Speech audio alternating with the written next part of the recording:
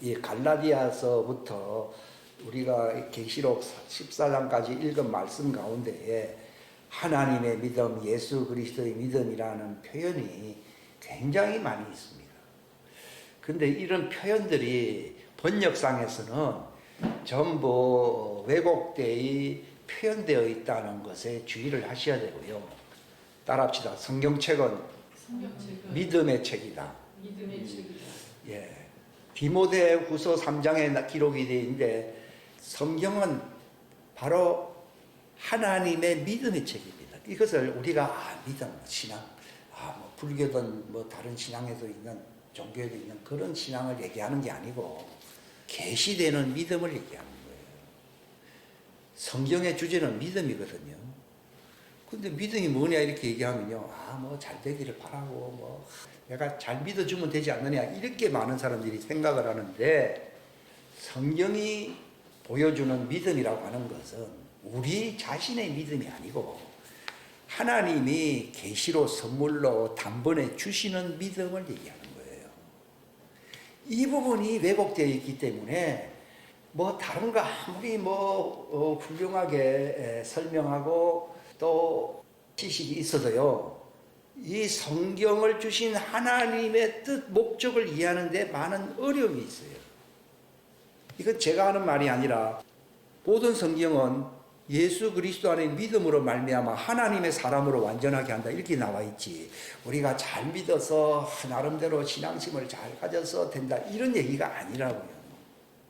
이게 코페르니쿠스적인 어떤 대전환이 와야 됩니다. 갈라디아서에 보게 되면은 이런 것이 아주 명백하게 표현이 되어 있는데, 사람들은 그럽니다. 율법이냐 믿음이냐 그러니까 율법은 필요 없고 내가 주님 믿습니다 하는 믿음만 있으면 된다. 이게 이제 소위 구원파, 은혜파, 극단적인 은혜파로 가기가 굉장히 쉽습니다. 근데 그게 아니고요, 믿음의 법이라고 얘기하는 겁니다. 모세의 법이 있고 또 무슨 법이 있어요? 믿음의 법이 있다고요. 우리가 생각하는 믿음은요, 내가 마음에서 우러나오는 믿음을 가지기가 굉장히 쉬운데, 성경이 말을 하는 믿음은 그런 믿음이 아니고 모세로 말미암아 준 십계명을 중심으로 한 율법이냐 아니면은 예수 그리스도로 말미암아 주어진 뭐라고요? 믿음의 법이냐, 요겁니다. 복음은 율법이 아니고 무슨 법이라고요? 믿음의 법입니다. 그것도 법입니다. 법이기 때문에 그걸 지켜야 되는 거예요. 근데 많은 사람들은 내가 믿습니다, 그러니까 마음에 우러나오는 대로 그건 저절로 된다고 다들 생각을 하거든요. 그건 주님께서 요구하는 믿음이 아니에요. 왜 많은 사람들이 넓은 길로 가고 좁은 길, 영생의 길로 들어가지 못하느냐? 다 자기 마음대로 믿어야 안 믿어요. 그런 믿음은 세상 사람들에게 다 있어요. 그런 것은 다른 종교가 더 강력할 수도 있습니다. 성경은 믿음의 법이라는 말을 붙여요. 이 말이 어디에 있습니까? 여기 한번 보세요. 로마서 3장 27절 시작. 그런즉 자랑할 것이 어디에 있느냐? 있을 수 없느니라. 무슨 법으로냐? 행위의 법으로냐? 아니라 무슨 법이요? 믿음의 법으로니라. 그런즉 우리가 믿음을 통해 율법을 헛되게 만드느냐? 결코 그럴 수 없느니라. 참으로 우리가 율법을 굳게 세우느니라. 이게 믿음의 법이냐 행위의 법이냐, 요거 법이지.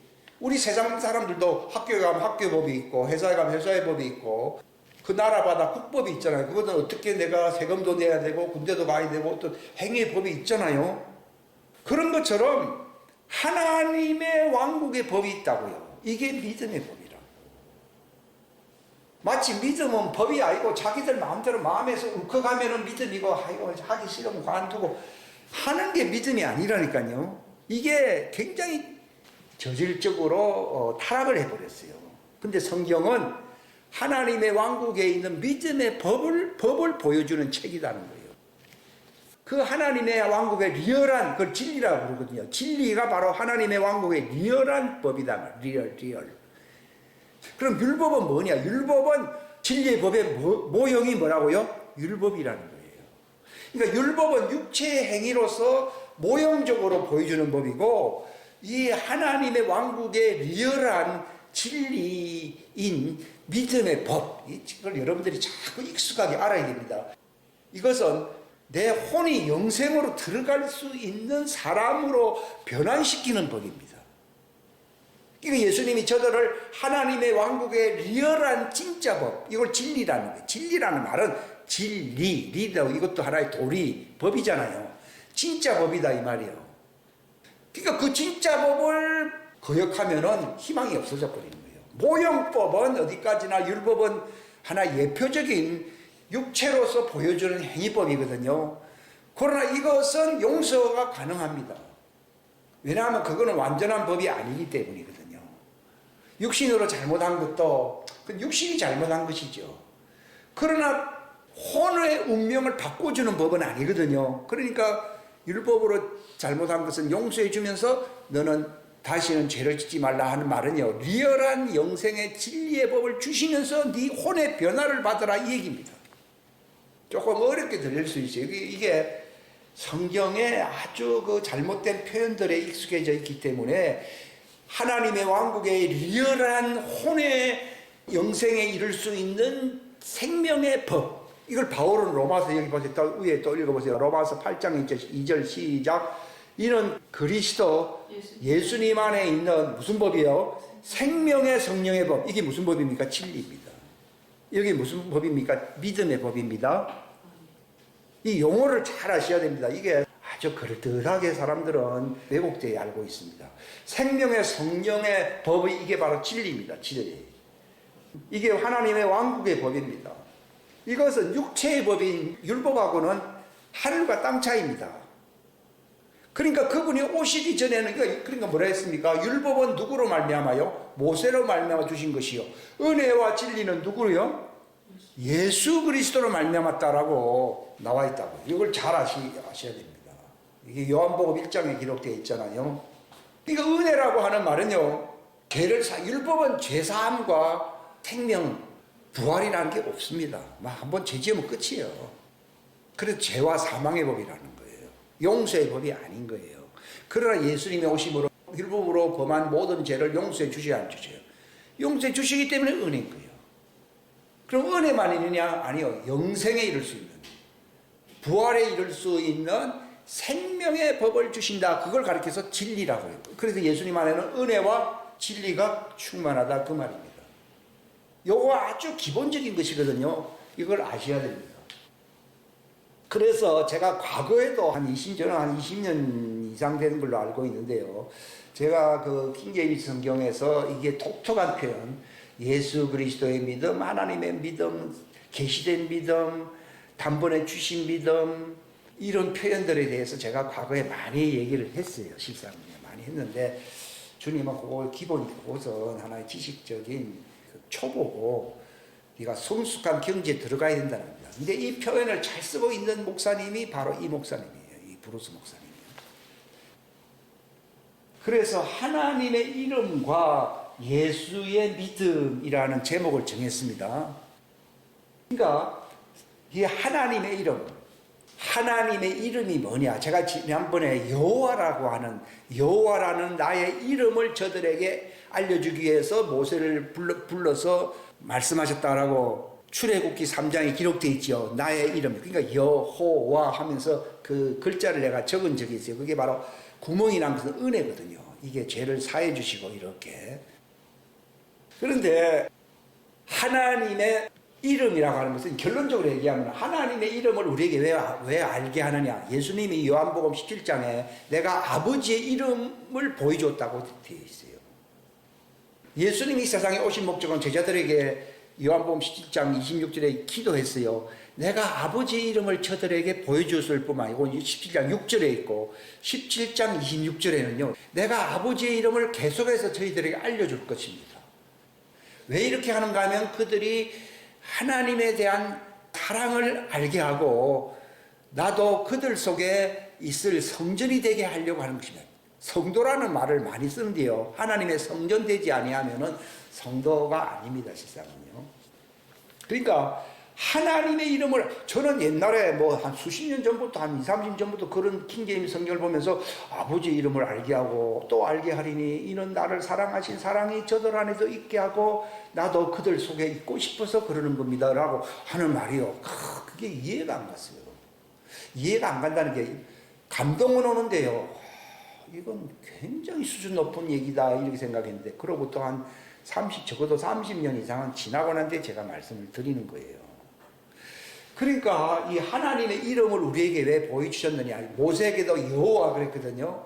왜 하나님의 이름을 보여주셨느냐. 이게 율법을 주신다는 겁니다. 율법을 주는 목적은 거룩하게 하려고 율법을 주는 겁니다. 모형법이긴 하지만은.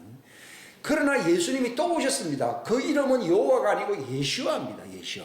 예슈아라는 이름을 왜 보이셨느냐? 그들을 구원할 뿐만 아니라 그들을 예수님의 형상과 똑같은 존재가 되게 하려고 그 이름을 예슈아라고 한 거예요. 그러니까 모세에게도 나의 이름 여호와 이렇게 한 목적은요.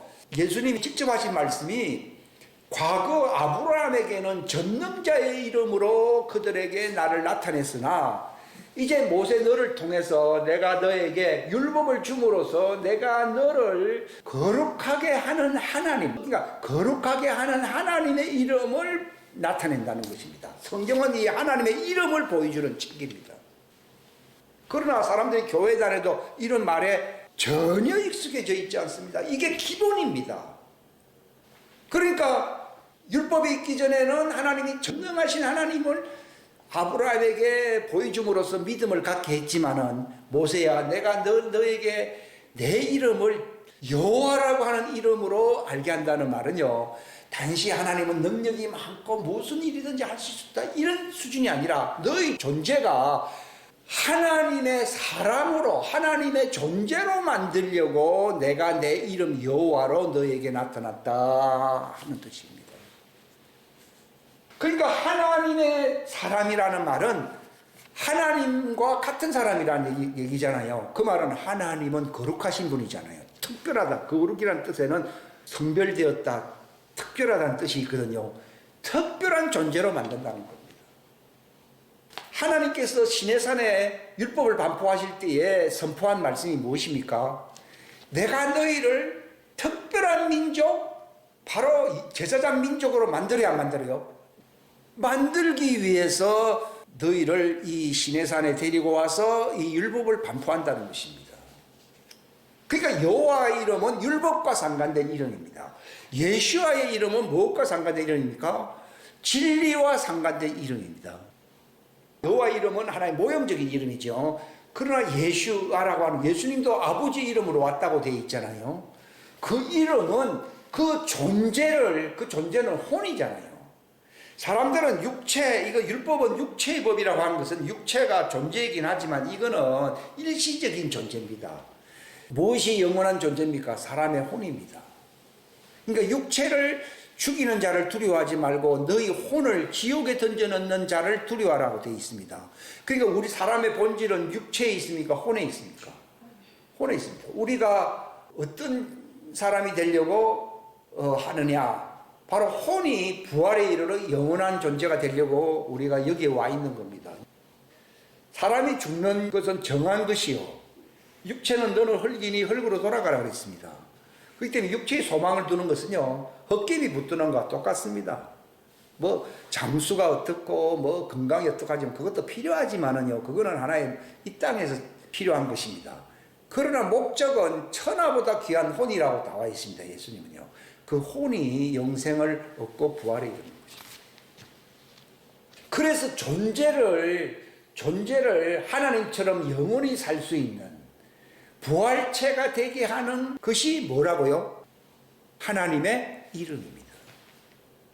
요한일서 5장 13절에 뭐라고 기록되어 있는가 하면은 내가 이런 것을 너에게 쓰는 것은 하나님의 아들의 이름을 어떻게 한다고요? 믿게 하려 함이라. 이렇게 되어 있습니다. 그게 바로 네 존재 혼이 예수님의 부활체와 같은 모습이 되어라는 겁니다. 요즘은 예수 이름 하지만도 예수님과 똑같은 존재가 되었기 때문에 예수 이름 합니까? 그냥 예수 이름을 부르는 겁니까? 그냥 예수 이름 부르잖아요. 그거는 성경적이지 않습니다. 예수 이름을 믿게 하는 목적이 어디 있다고요? 부활체가 되게 하려고. 그래서 제가 지난번에 히브리어 글자를 막 쓴 이유가 하나님의 이름이라고 하는 것은 세 가지 뜻이 있다 했어요. 첫 번째는 뭐예요? 성품. 두 번째는 뭐예요? 명예, 종기. 세 번째는 뭐예요? 권위, 권세. 그러니까 뭐만 묵상하면 되는 겁니까? 하나님의 이름. 우리에게 주시는 성품, 하나님의 성품. 이게 영광이잖아요. 성품, 종기, 권세. 이것밖에 없어요. 하나님의 아들의 이름을 믿으라는 말이 이 세 가지가 너희의 혼에 융합이 되어야 된다는 겁니다. 여러분들이 예수 이름을 얼마나 잘 믿는지 모르지만은 내가 예수님의 성품이 되지 않으면 아직 제대로 안 믿은 겁니다. 예수님의 영광이 내 속에 충만하지 않으면 예수 이름을 모르고 있는 겁니다. 내가 예수님의 권세가 내 속에 충만하게 임하지 않으면 아직 예수 이름을 모르는 겁니다. 그러니까 예수님이 내가 아버지의 이름을 너희들에게 알게 하고 또 알게 하고 그랬는데 제가 30년 지났다 그랬잖아요. 알게 하고 했는데 뭘 알게 한다는 것입니까? 하나님의 거룩한 성품이 너에게 있게 하고 영예로운 영광이 있게 하고 권세 능력이 있게 한다는 겁니다. 그게 있어야 뭘 믿는 거라고요? 예수 하나님의 이름을 믿는 것이다 이 말이에요. 보통 얘기가 아니에요 이거. 이분이 이 얘기를 하는 거예요. 그러니까 이걸 아니까 이 사람이 하늘로 갔다가 어느 지방으로 가고 막 가야 한 거예요. 이렇게 팍 갈 수 있어야 영광스러워 안 영광스러워. 그게 예수 이름입니다. 하나님의 이름. 또 내가 항상 부정적으로 저도 뭐 그렇게밖에 수십 년을 거의 일평생을 살아왔지만 또 내 성품이 하나님의 영광스러운 성품으로 변화가 되어야 된다 이래요. 변화가 되어야 이게 영광스러운 것이잖아요. 그러니까 예수님이 기도하실 때 뭐라고 기도했습니까? 요한복음 12장이에요. 내가 아버지의 이름을 영화롭게 하였습니다. 그 말이 무슨 말입니까? 아버지 이름에 권세가 나타났잖아요. 사람들이 예수를 낭떠러지로 집어 던지려 할 때 그분이 그 군중석을 뚫었어요, 안 뚫었어요? 장소 이동을 했어야 했어요. 이렇게 했잖아요. 이게 영광스러운 거잖아요. 사람이 나를 잡으러 갔지만 때가 이르지 않았기 때문에 예수님이 그들을 통과해 버렸다고 되어 있잖아요. 잡을 수도 없는 거예요. 이게 얼마나 영광스럽습니까? 또 예수님은 다른 사람들이 막 비난하더라도 그분은 긍휼의 마음을 품고 그들을 불쌍히 여기고 죄를 사해 주었잖아요. 이것은 사람이 따라올 수 없는 거룩한 성품이에요, 성품 아니에요. 이게 영광스러운 거잖아요. 성품이 바뀌어야 되잖아요. 근데 교회는 저처럼 교회는 뭐 다니고 설교했지만 안 바뀐다. 이게 참 보통 문제가 아니잖아요. 이게 바뀌어야 되거든요. 그게 아버지 이름이라고. 성령님은 누구 이름을 위해서 오신다고요? 내 이름으로, 아버지 이름을 위해서 오신다고 나오잖아요.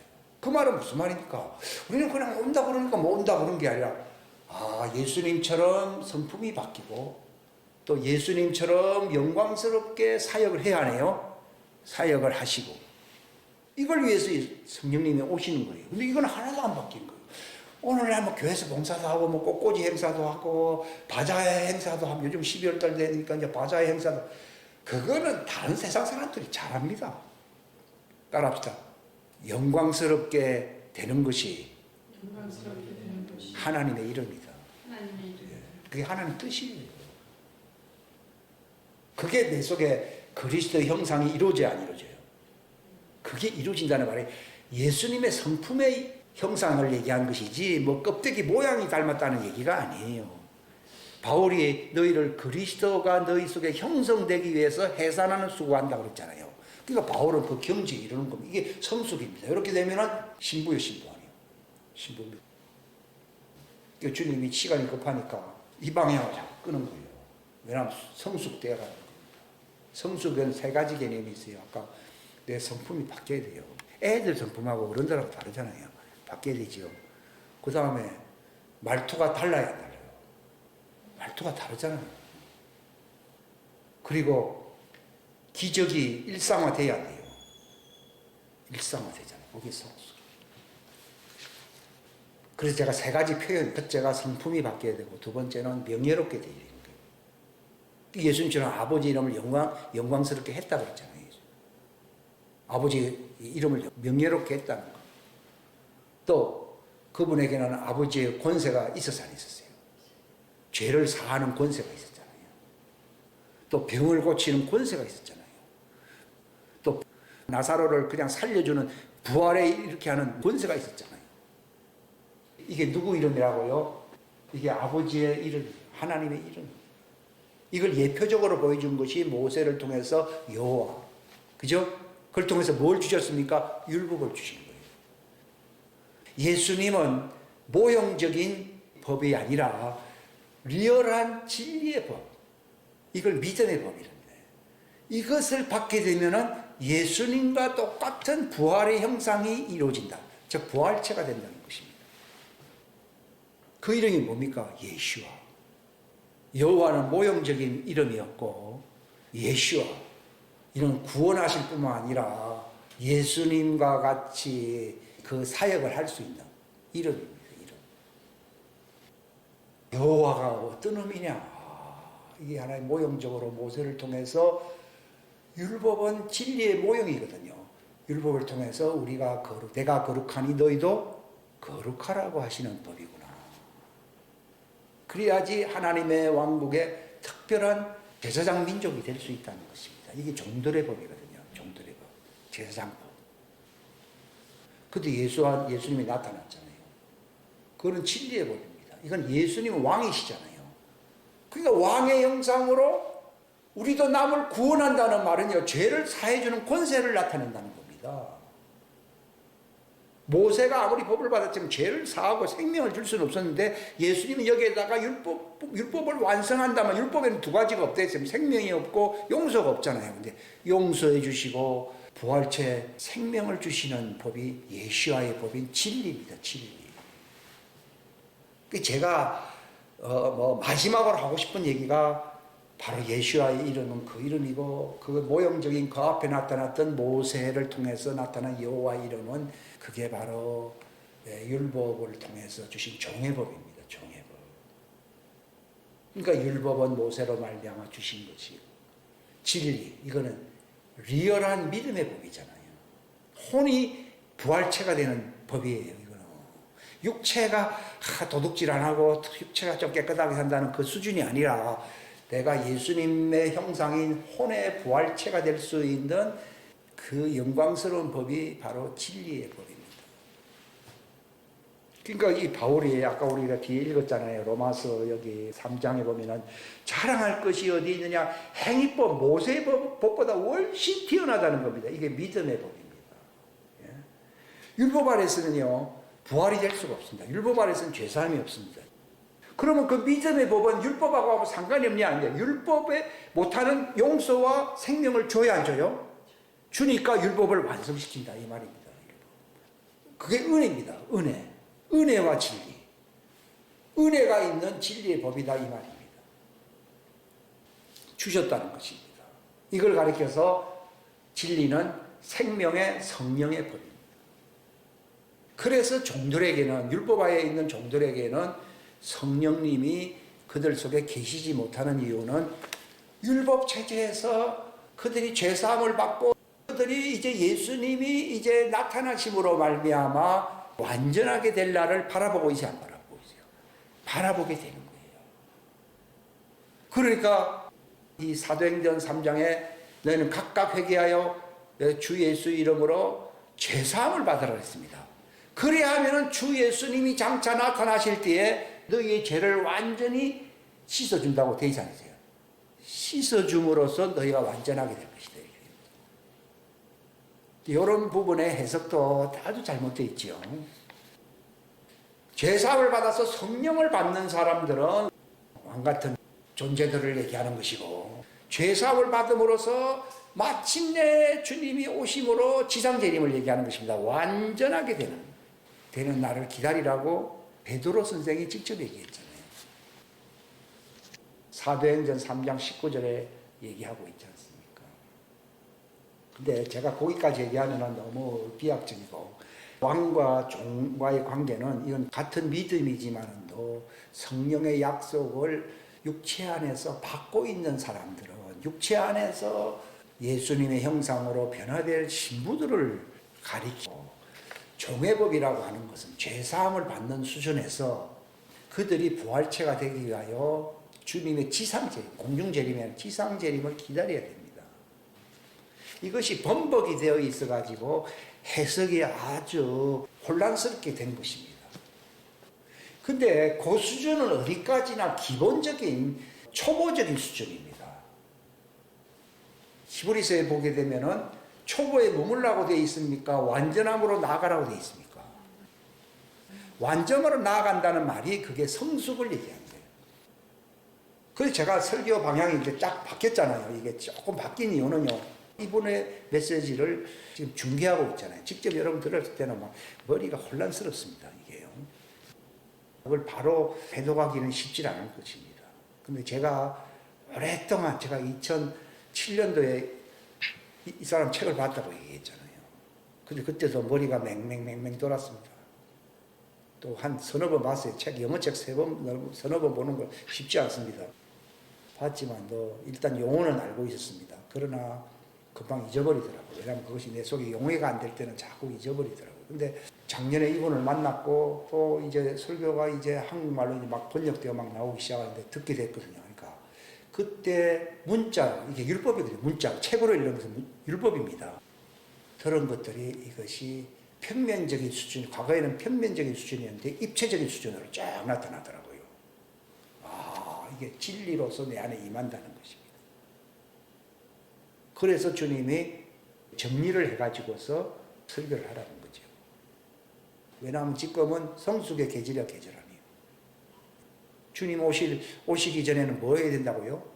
기름 준비를 해야 되잖아요. 기름을 채운다는 말은 성숙을 얘기하는 거예요. 그 말씀이 우리 속에 용해가 된다는 것을 얘기하는 것이거든요. 이 성숙을 한다는 것입니다. 바로 성숙한 신부가 되어서 공중에서 주님을 맞이하라고 하는 메시지를 주님이 저에게 암시를 한 겁니다. 그게 그 말이구나. 근데 제가 말씀드리려고 하는 것은요, 하나님의 이름은 존재입니다. 하나님은 이름이잖아요. 하나님은 안 보이지만요, 하나님의 이름을 부르면 하나님이 갑자기 뭐냐 하고 봐야 안 봐요? 보는 겁니다. 하나님은 존재로서 우리에게 나타낼 수가 없어요. 그분을 직접 보면 다 죽어요. 그렇기 때문에 하나님의 이름을 둔 것은 하나님을 가장 정확하게 표현할 수 있는 게 이름이잖아요. 딱 이름 하니까 여호와, 과거에는 그랬잖아요. 예수와 하면요, 그걸 알고 부르잖아요. 그러면 주님이 여기 딱 머리하고 이렇게 됩니다. 이게 믿음을 갖게 되는 게 그렇게 됩니다. 근데 믿음 없이 이름을 부르게 되잖아요. 그러면 주님은 안 듣습니다.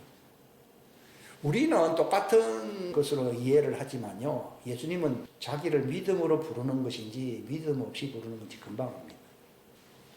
그러니까 헛되게 부르면 안 된다는 것입니다.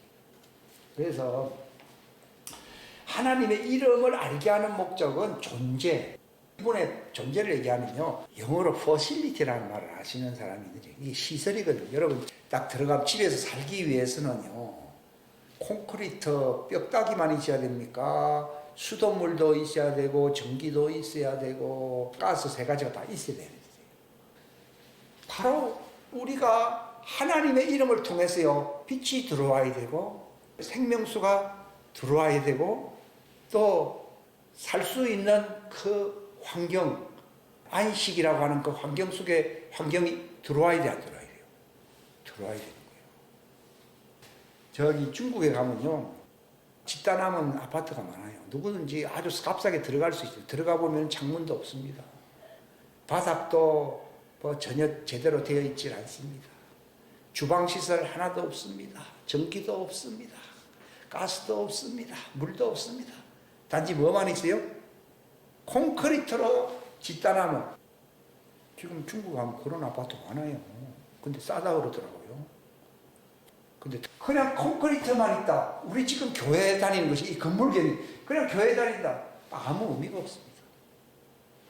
근데 하나님의 이름이 뭐냐 하면요, 그런 모양새 종교가 아니라 내 속에 구비되어 있습니다. 구비되어야 할 세 가지 얘기했죠. 이게 들어와야 됩니다. 그런 존재가 들어오면 살림이 가능하잖아요. 그런 것처럼 내가 그런 존재가 되는 거예요. 내가 그런 설비를 갖춘 집이 되는 거예요. 이게 설비가 갖춰지면은 내가 이런 것을 다 사용함으로써 정말 뭐라 그럽니까? 우리 속에요 생수가 흐르지 않으면 내가 깨끗하게 됩니까? 안 됩니까? 안 되잖아요. 성령님의 영이 역사해야만이 내가 평강한 안식을 얻을 수가 있잖아요. 주의 영이 있는 곳에 뭐가 있다고요? 자유, 안식이 있다 이 말이에요. 그게 누구 이름이라고요? 하나님 이름. 그렇게 되면은 내가 점점 그 하나님의 성품으로 변화가 돼야 안 돼요? 예? 우리가 주님의 영광을 보니까 주님의 형상으로 변화가 된다 그랬잖아요. 하나님의 성품으로 바뀌어야 된다고 되어 있잖아요. 이게 되거든. 이게 하나님의 이름, 이건 존재예요, 존재. 그런 존재, 하나님의 사람. 따라합시다. 하나님의 사람이 되기 위해서는 하나님의 이름을 알아야 한다. 뭐 뻔한 얘기는 어렵습니다. 실상은. 하나님의 사람이 되기 위해서는 뭘 알아야 된다고요? 하나님의 이름을 알아야 되는 거예요. 성경책은 그 하나님의 이름을 알게 하는 책이에요. 그래서 하나님의 사람 혼이 되어서 그들이 영생에 이르게 하려고 합니다. 근데 이 하나님의 사람이 되려고 하는 사람들에게는 하나님의 이름을 알게 되면은 우리 속에 뭐가 들어오게 된다고요? 하나님의 믿음이 들어옵니다. 되게 되면은 삶의 방식이 생겨나야 안 생겨나요? 내가 내 짧은 인생을 어떻게 살아야 될 것인가 하는 삶의 방식이 달라진단 말이에요. 그게 믿음이다. 그러니까 위에 하나님의 성품에 하나님의 이게 하나님의 은혜와 진리 영광이잖아요. 영광. 우리가 독생자의 무엇을 보니요? 영광을 보니.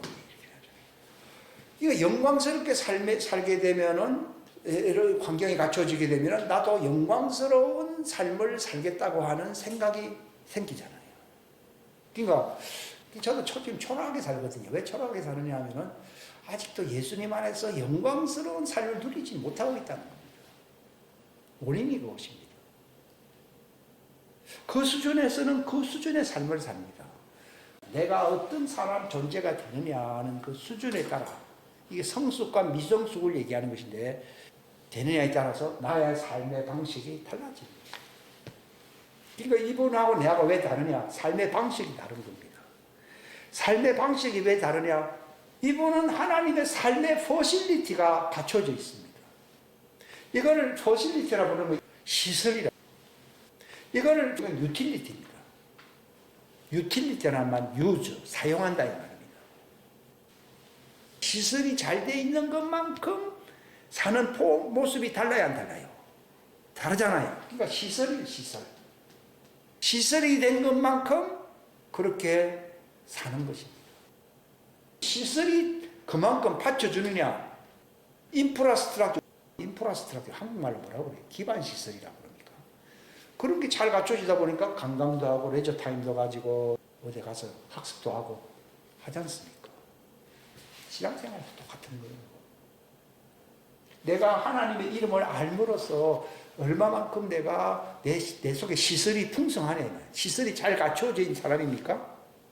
예수님을 향해서 하나님 뭐라 했는 줄 아십니까? 그분 안에 하나님의 충만함이 임한 것이 아버지를 기쁘게 했다고 그랬습니다. 그럼 내가 어떻게 하면 예수님을 기쁘게 합니까? 초라한 시설이 있어야 됩니까? 풍성한 시설이 있어야 됩니까? 풍성한 시설이 있는 것이 주님을 기쁘게 하는 겁니다. 왜냐하면 풍성한 시설을 갖추면 자기는 풍성한 삶을 살게 되어 있거든요. 기독교는요, 고행하는 종교가 아니라. 그런데 제가 이제 덧붙여서 한 가지 더 말씀드리려고 하는 것이 핵심이 더 중요한 게 뭔가 하면 어떻게 하면은 그 이름을 알 수 있음으로써 풍성한 존재가 되며 그럼으로써 그분의 믿음을 예수님처럼 이 사람도 하나님 믿음을 가졌다 그랬잖아요.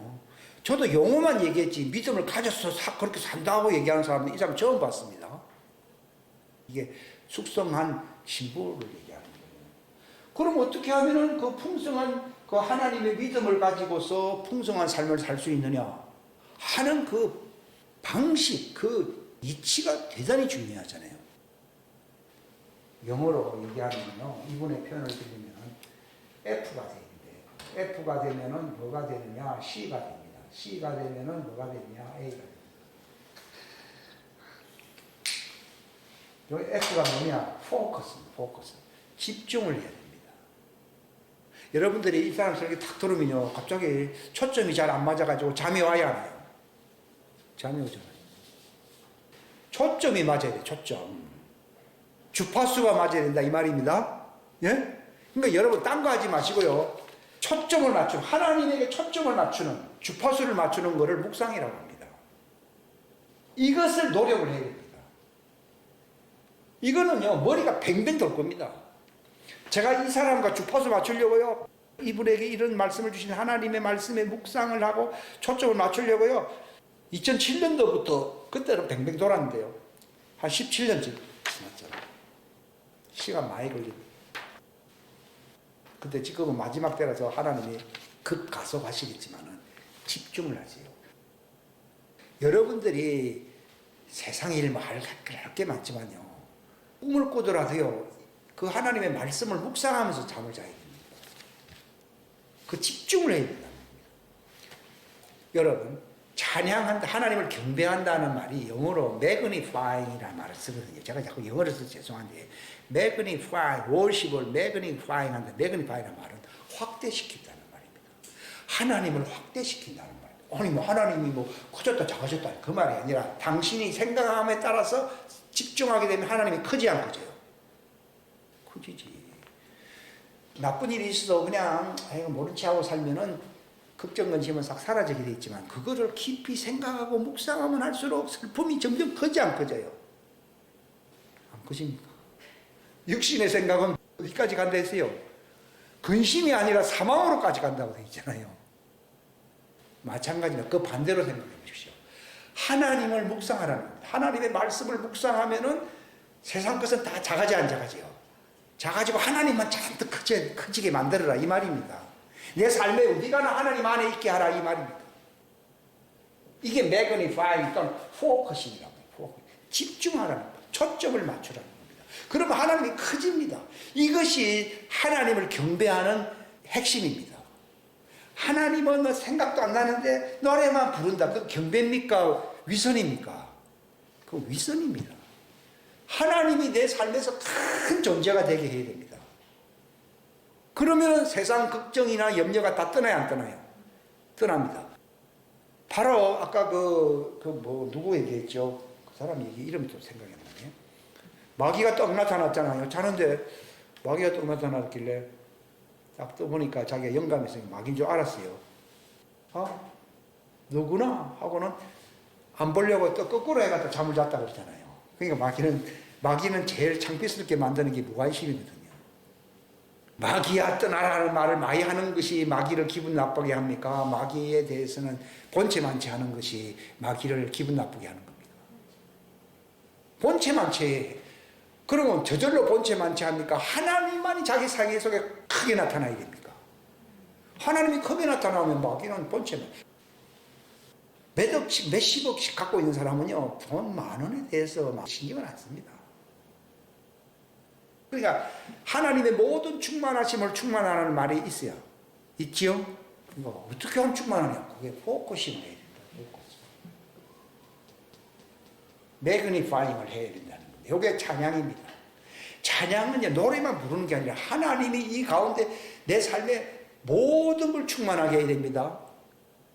하나님이 영이시기 때문에 물질적으로 뭐 하나님이 크게 나타나고 그게 아니라 내 생각 속에서 커져버리면 하나님이 영광 받아야 안 받아요? 받습니다. 인간은 사람들이 생각할 때는 이런 물건이 있고 사람을 만나고 이런 것에 관심이 참 많습니다. 그게 아니라 하나님을 여러분의 생각 속에서 크게 하시기를 바랍니다. 그러면 실제로 하나님의 왕국은 영의 세계예요. 영의 세계 아니에요. 영의 세계 속에서 하나님이 크게 영광 받으십니다. 예수님이 말했잖아요. 형제를 마음속으로 미워한 거는 이미 하늘에서 볼 때는 사람을 죽인 거나 다름이 있어야 했어요. 다름없다고 예수님이 말했잖아요. 그러니까 생각의 세계, 사이버 세계가 하나님의 왕국에는 리얼한 세계예요. 그러니까 하나님을 육체로 사랑을 했습니까? 마음으로, 혼으로, 생각으로, 목숨으로 사랑했습니까? 그게 그런 뜻이에요. 사이버 세계 속에서 사랑하는 얘기입니다. 이건 돈 들 일이 아니잖아요. 만약에 돈을 많이 벌어야 되고 뭘 많이 어떻게 행동해야 된다 그러면 참 불편할 겁니다. 그런데 여러분이 생각으로, 혼으로, 마음으로, 목숨을 다하여 사랑한다 할 수 있잖아요.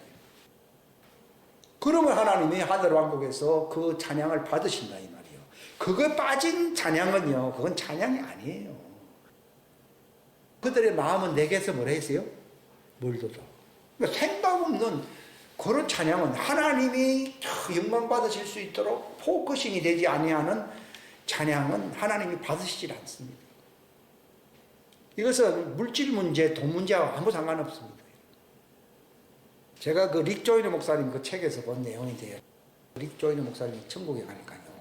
하나님이 장미꽃인지 무슨 꽃인지 꽃을 하나 탁 가지고 하나님에게 탁 주니까 하나님이 그 꽃을 탁 잡으시면서 웃으신다는 거예요. 그래서 아니 하나님이 무슨 꽃 하나 가지고서 뭐 그러시느냐 이 생각하고 계신데 릭 조이너 목사님이요. 땅에서 어린애가 하나님을 사랑한다면서 하나님께 자기 마음을 드린다면서 마음으로 꽃을 탁 이렇게 바치니까 하늘 왕국에서도 하나님 꽃을 받아야 받아요. 꽃을 받으시면서 허무하게 웃으신다는 거예요. 무슨 말인지 알겠습니까? 여러분이 마음속으로 그분을 정말 기뻐하면서 그분을 사랑하면서 내가 물질을 드리든지 그건 하는 표현이잖아요. 하게 되면 천사들을 통해서 꽃을 하나님께 선물로 왔습니다. 하늘까지 왔습니다. 우리는 하늘까지 못 올라가는 경우가 많거든요. 기도도 하늘에 상달 안 되는 기도가 많잖아요. 제일 중요한 게 포커싱. 그래서 성경에는 이걸 눈이라고 부릅니다. 눈. 마음을 집중하는 것을 눈이라고 부르거든. 눈. 그래서 네 눈이 나쁘다 이런 말을 표현하지 않고 킹제임스 성경에서는 눈이 단이라면 하는 말이 있지 않으세요? 거기서 단일하다는 말은 포커싱이 돼 있지 안 돼 있어요? 됐죠. 초점을 딱 맞춰야 저 안에 뭐가 있다는 것이 보이듯이요. 내 눈이 포커싱 되어 있다는 말이 눈이 단일하다는 겁니다. 즉 이것은 마음이 두 마음입니까? 단일한 마음입니까? 단일한 마음을 가리켜서 뭐라 부릅니까? 내 눈이 단일하면. 즉 이 포커싱은 눈이 단일하면은 하늘과 연결이 돼야 돼요. 됩니다. 이 생활을 연습을 하셔야 됩니다. 여러분들이 막 하늘에 올라가고 안 올라가고 이건 두 번째입니다. 이 사람은 처음부터 그런 것을 한 게 아니라 바로 포커싱을 해서 눈이 단일하게 되어서 항상 하나님의 말씀을 묵상하는 법, 거기에 초점을 맞추는 법을 항상 살아오니까 하나님이 자기 삶에서 커져야 안 커져요? 커지니까 천국과 연결한대요. 그 C가 뭡니까? Connected. 우리나라 말로 연결되었습니다. 즉 우리는 어디와 연결되려고요? 천국과 연결되었습니다. 하나님의 보좌와 연결되었습니다. 이거 끝내주는 생활 아니에요? Connected. 포커싱 탁 치니까 Connected. 그 사람 책 보면 참 재밌는 표현이에요. 포커싱 하니까 하늘 왕국과 연결되었습니다. Connected 하니까 하나님이 풍성하게 부어줘야 안 부어줘요? 부어주니까 Activated. A. 즉 활성화되기 시작합니다. 활성화된다는 말은 이 땅의 뜻이 땅에서도 이루어지 안 이루어져요? 이루어져요. 우리는 무조건 이 땅에서 뭐가 변화되기를 원하는 거예요. 이 성급한 거거든요. 하나님에게 초점을 맞출 때에 포커싱이 되기 시작하면 위에서 응답입니다. Connected 그나마 난 뒤에 네 기도가 응답되었다. Answered 또는 Activated. 그러면은 내가 하나님의 사람이 돼야 돼요. 요것을 수천 번, 수만 번 반복하게 되면은 내가 성숙한 신부가 됩니다. 그러면은 내가 어떻게 살아야 되는 삶의 방식인 하나님의 뜻이 믿음으로 들어옵니다. 내 뜻이 믿음이 되는 게 아니라 누구의 뜻이요? 하나님의 뜻이 믿음으로 내 속에 들어옵니다. 이게 뭡니까? 믿음. 예수의 믿음이 되는 것입니다. 내 믿음이 아니라 누구의 믿음이요? 그러니까 바울은 나는 죽었고, 그렇죠? 하나님이 크게 되면 나는 죽어야 안 죽어요? 나는 죽고 그리스도가 살아있어서 그 속에 액티베이트, 활성화되어 예수의 믿음이 믿음으로 내가 살게 된다 그러잖아요. 이 예수의 믿음은 초월적이 아니에요. 그러니까 하늘에도 가고. 내 믿음은요, 그냥 상상만 하지 않은 게 없거든요. 근데 하나님의 믿음이 들어오면 동해 번쩍 서해 번쩍 영광스러운 삶을 살게 된다는 것입니다. 육체의 박스 속에 매여 있지 말고 자유로운 영광스러운 삶을 살아라고 얘기하잖아요. 하나님의 아들이 나타나야 되는 이유는 종들도 썩어짐의 종도로 단 데서 해방되어 하나님의 아들의 영광스러운 자유로운 삶을 그들도 바란다는 것입니다. 이러한 삶을 추구하시기를 예수 이름으로 축원합니다. 기도하겠습니다. 하나님 아버지 감사합니다. 귀한 시간 주심을 감사합니다. 종이 불필요한 쓸모없는 말이 있다면 다 제거해 주시고 오직 영광스러운 그 자유의 영광에 이를 수 있는 하나님의 목적에 이를 수 있는 그 목적의 운명적인 삶을 이 땅에 살 수 있는 참된 믿음과 그분의 성품의 성숙함에 이를 수 있는 자들이 되게 하시옵소서. 진리 안에서 주님의 형상으로 날마다 변화되는 숙성되는 그런 신비로운 삶이 주님 오실 때까지 지속되게 하여 주시기를 간절히 바라옵고 거룩하신 주 예수님의 이름 받들어 간절히 기도하옵나이다. 아멘.